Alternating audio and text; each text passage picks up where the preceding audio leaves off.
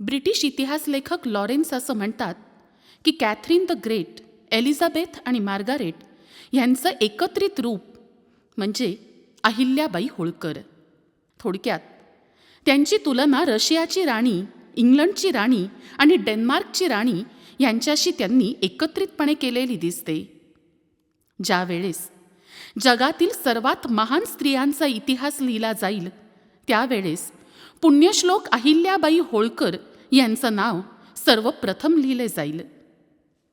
नर्मदेच्या तीरी इंदूरच्या दक्षिणेस असलेल्या महेश्वर या ठिकाणी आपले वास्तव्य करणाऱ्या आणि माळव्याच्या अत्यंत तत्त्वज्ञ आणि भक्तिपरायण महाराणी म्हणून लौकिक असलेल्या पुण्यश्लोक अहिल्याबाई होळकर.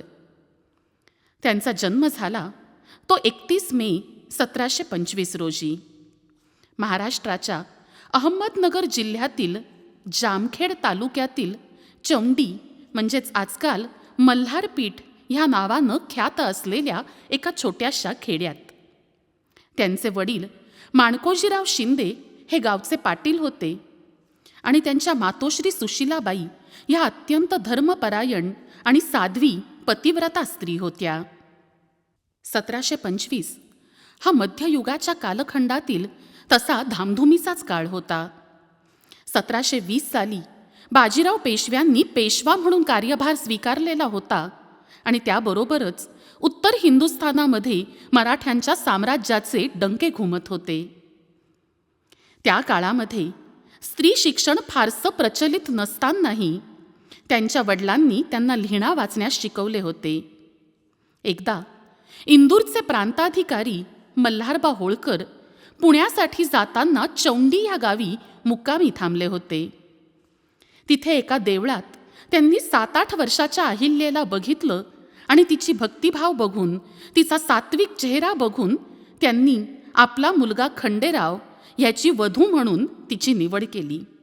पुढे कालौघात ही निवड किती सार्थ ठरली याची प्रचिती अहिल्याबाईंनी स्वतःच्या वागण्यातूनच दिली.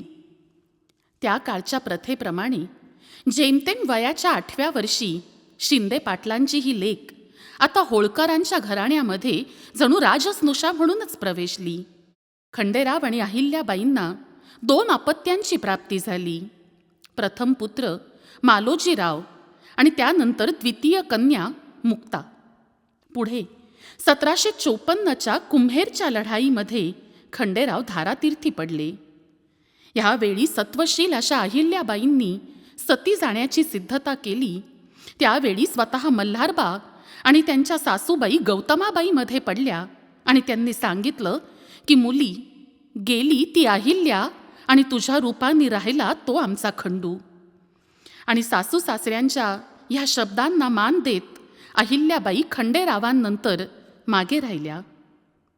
12 वर्षांनंतर मल्हारराव होळकर सुद्धा मृत्यू पावले आणि अहिल्याबाई ह्या धनगर साम्राज्याच्या पहिल्या साम्राज्ञी म्हणून माळवा प्रांताचा कारभार स्वतःच बघू लागल्या. अगदी मल्हारबांच्या हयातीतच अहिल्याबाई स्वतः सेनेचं नेतृत्व करत अनेक लढाया जिंकत होत्या. पुढे त्यांनी त्यांच्याच घराण्यातील तुकोजीराव होळकर यांची सेनापती म्हणून नेमणूक केली, पण राज्यभार मात्र स्वतःच्याच हातामध्ये कायम ठेवला. उचित न्यायदानासाठी प्रसिद्ध असलेल्या अहिल्याबाई होळकर यांच्या दरबारात त्यांनी स्वतःच एक निवाडा असा केला की ज्यामुळे भले भलेही थक्क झाले. ही फिर्याद केली होती स्वतः अहिल्याबाई होळकर यांनीच. न्यायदान करणार होत्या स्वतः राज्याच्या सर्वेसर्वा असलेल्या राजमाता अहिल्याबाई आणि आरोपी होते युवराज मालोजीराव बिन खंडेराव होळकर. हो, स्वतःच्या मुलाला शिक्षा देण्यातही अहिल्याबाईंनी जराही कुसूर केला नाही. निमित्त होतं मालेरावांच्या भरधाव घोड्याखाली गाईचं एक नुकतं जन्माला आलेलं वासरू चिरडल्याचं आणि हा आरोप स्वतः अहिल्याबाईंनी मांडला. पुराव्यानिशी तो सिद्ध केला आणि प्राणदंडाला प्राणदंडाचीच शिक्षा हे सांगून अहिल्याबाईंनी मालोजीरावांनाही त्याच घोड्याच्या पायाखाली तुडवण्याचा आदेश दिला. उभा दरबार थक्क झाला. इंदूरवासी भयचकित झाले. कोणीही शिपाई तो घोडा चालवण्यास पुढे येईना, तेव्हा स्वतः अहिल्याबाईंनीच घोड्यावर स्वार व्हायचं ठरवलं. त्या घोड्यावर स्वार होऊन मालोजी रावांच्या दिशेने दौडत निघाल्याही, पण त्याच वेळेला ती गायच मध्ये मध्ये येत त्यांना अडथळा निर्माण करत होती. अत्यंत पुण्यवान भक्तिपरायण अहिल्याबाईंनी ह्या घटनेचे संकेत पुरोहितांना विचारले, तेव्हा पुरोहित म्हणते झाले, मातोश्री, एका आईचं दुःख दुसरी आईच समजू शकते. त्या गायीची ही इच्छा हीच असावी की जी वेदना आई म्हणून तिने भोगली, ते दुःख, ते शल्य आपल्या वाट्याला येऊ नये. आऊसाहेब, युवराजांची झाली चूक माफ करावी. आणि मग त्या गायीचं ऋण फेडण्यासाठी अहिल्याबाईंनी स्वतःच्या मुलाची शिक्षा रद्द केली.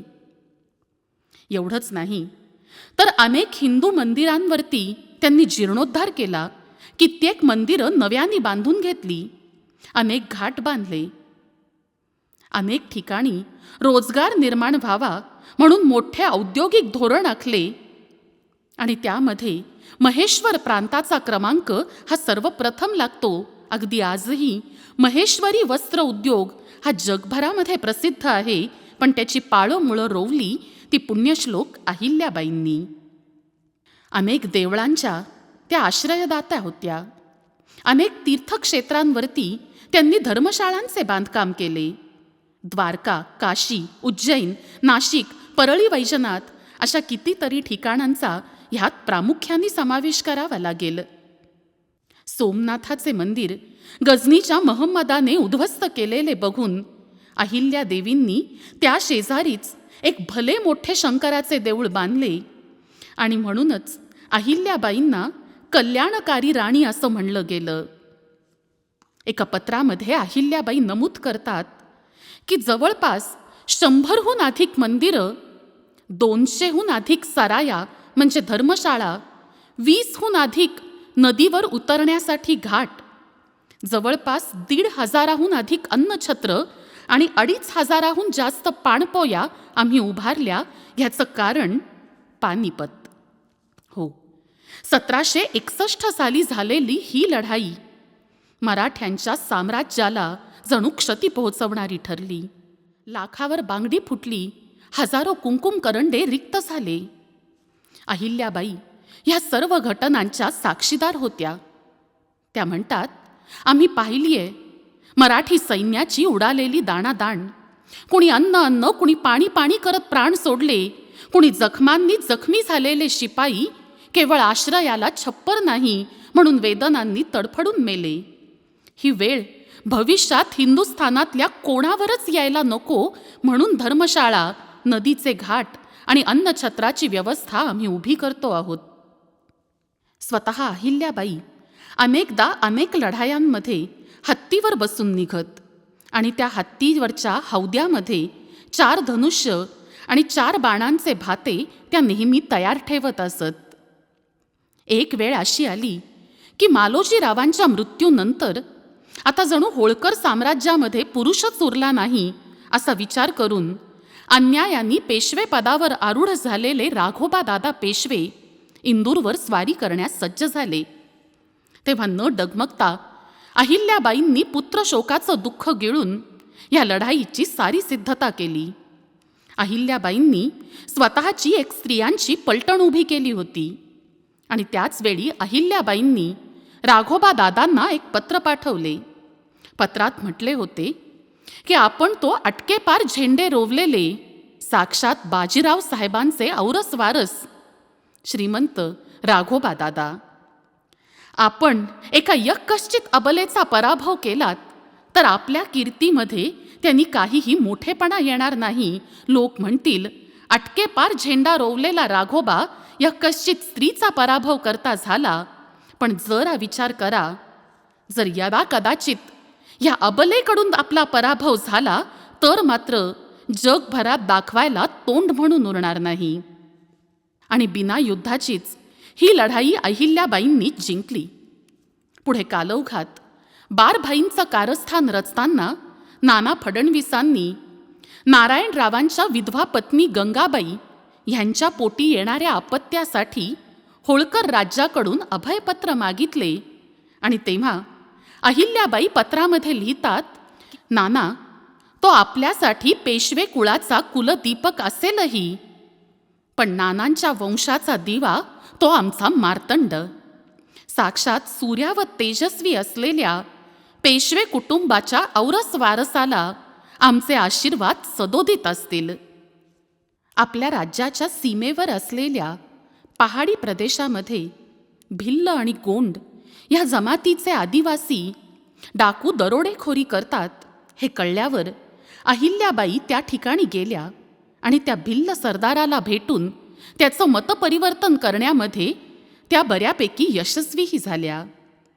त्यांनी ह्या जमातीवरती होळकरांच्या सैनिकांनी वसवलेले कर रद्द केले आणि तिथेच त्यांना निरुपयोगी जमीन दिली आणि त्या भागाची सुरक्षा व्यवस्थाही त्यांच्याकडेच दिली आणि त्यासाठी सरकारातून त्यांच्या वेतनाची व्यवस्था लावली.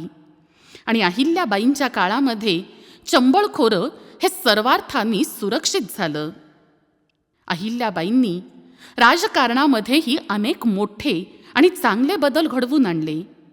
अगदी राजमाता जिजाऊ साहेबांनी सुरू केलेली विधवांना त्यांच्या पतीची मिळकत म्हणजे आजच्या भाषेत सांगायचं तर पेन्शन ही योजना त्यांनी पुन्हा एकदा सुरू केली. अहिल्याबाईंच्या राज्यात कोणीही विधवा आपल्या पतीच्या मृत्यूनंतरही मूल दत्तक घेऊ शकत असे. एकदा एका मंत्र्यांनी लाच घेतल्याशिवाय दत्तक विधानास मंजुरी दिली नाही हे अहिल्याबाईंना कळताच त्यांनी स्वतःच दत्तक विधानाचा कार्यक्रम आयोजित केला आणि रीतसर कपडे आणि दागिन्यांचा आहेर दिला.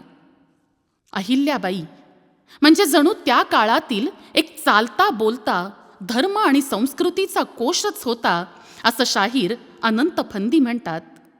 महाराष्ट्रातील प्रसिद्ध मराठी कवी मोरोपंत, शाहीर अनंत फंदी आणि संस्कृत विद्वान खुशालीराम यांना अहिल्याबाईंनी आश्रय दिला. त्यांच्या काळात अनेक कारागिरांना, मूर्तिकारांना, कलाकारांना आणि विद्वानांना राजधानी महेश्वर येथे यथोचित सन्मान आणि यथायोग्य वेतनही मिळत असे. त्या काळामध्ये दळणवळणाची साधनं फारच कमी होती, किंबहुना नव्हतीच अशी परिस्थिती होती. अशा खडतर काळामध्ये त्यांनी अनेक ठिकाणी सुसज्ज असे मोठे बांधीव रस्ते उभे केले, अनेक विहिरी, अनेक तलाव खोदले. त्यांनी उभारलेली ही स्थापत्य कला त्यांच्या कार्यकर्तृत्वाची साक्ष देत आजही मोठ्या अभिमानाने उभी आहे. महेश्वर येथे त्यांनी संस्कृत पाठशाळाही सुरू केली. गुजरातमधील सोरटी सोमनाथाच्या मंदिराचा जीर्णोद्धार चालू होताच आणि अशातच त्यांचा नातू जेमतेम वयाच्या 13व्या वर्षी मृत्यू पावला. काही दिवसातच त्यांचे जावई यशवंतराव फणसे हेही एका लढाईत कामी आले आणि अगदी विशीतली त्यांची लेक मुक्ता तीही सती गेली. आयुष्यभर कोसळलेल्या संकटांनी त्यांचा खरोखर अंत पाहिला होता. अखेरीस त्यांची प्रकृती बिघडत गेली आणि 13 ऑगस्ट 1795 रोजी त्यांनी शांतपणे मृत्यूला जवळ केले.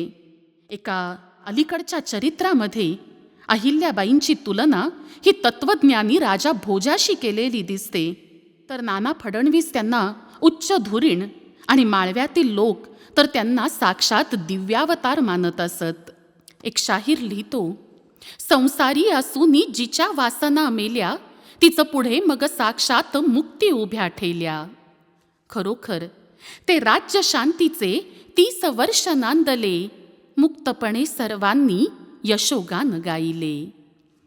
या 31 मे रोजी पुण्यश्लोक राजमाता अहिल्याबाई साहेबांचं जन्म त्रिशताब्दी वर्ष सुरू होतं आहे आणि त्या निमित्ताने हा शब्दसाज अहिल्याबाईंच्या पुण्यपावन चरणांशी सविनय सादर समर्पित.